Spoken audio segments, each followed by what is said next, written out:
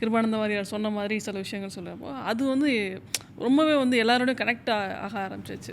கிருபானந்த வாரியாருடைய மேடையில் இருக்க அவர் சொன்ன சம்பவங்கள், சில கருத்துக்களையெல்லாம் சில பேர் அந்த கருத்தை மட்டும் சொல்லிவிட்டு அவங்க குரலில் சொல்லிட்டு விட்டுருவாங்க. நான் வாரியார் பேசின மாதிரியே பேசுவேன்.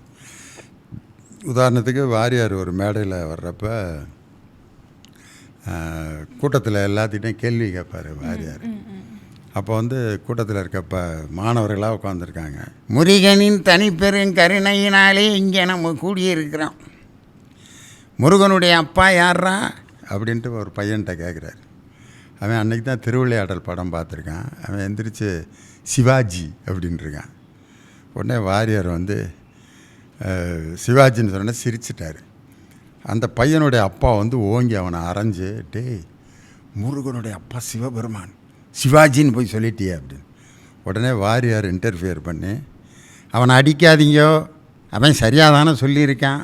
நேருவை நேருஜின்னு சொல்கிறோம், காந்தியை காந்திஜின்னு சொல்கிறோம். முருகனுடைய அப்பா பேர் சிவா, அவன் ஜி சேர்த்து சிவாஜின்ட்டான், சரியாக தான் சொல்லியிருக்கான், அவனை அடிக்காதீங்க அப்படின்னாரு.